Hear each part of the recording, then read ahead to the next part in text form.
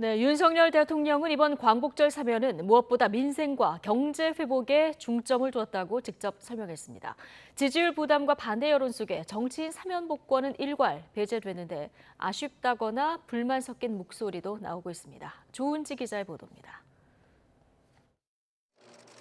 지난달까지만 해도 이명박 전 대통령의 사면은 당연해 보였습니다. 윤석열 대통령 주변에 친이계 인사들이 대거 포진한 데다 여러 차례 긍정적 언급도 했기 때문입니다. 저 역시 전직 대통령의 장기 구금을 안타까워하는 그런 국민들의 심정에 또 상당 부분 공감을 하고 있습니다. 그럼 20몇 년을 수감 생활을 하게 하는 건 안 맞지 않습니까? 과거의 전례에 비추어서라도.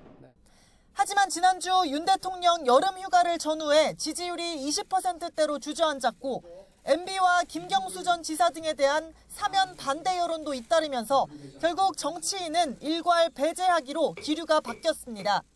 대통령실 관계자는 YTN에 윤석열 정부의 첫 특사가 사회 통합은커녕 자칫 국론 분열이나 국민 갈등으로 흐르면 안 된다는 판단이 있었다고 설명했습니다.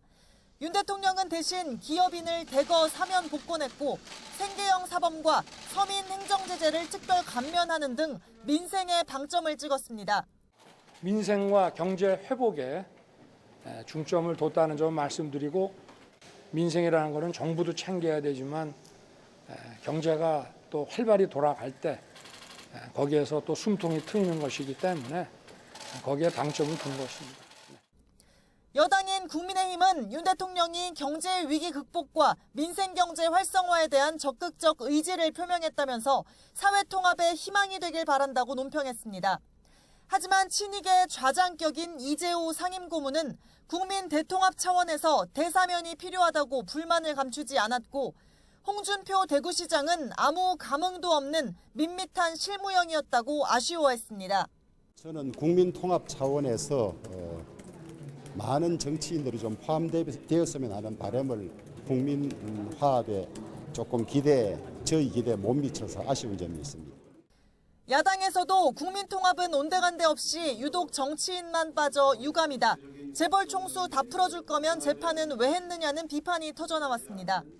국민 통합을 위해서 사면을 할 때에 정치인들도 포함시켰던 것이 관례인데 이번에만 유독 정치인만 제외하는 게 과연 타당한지 조금 유감입니다.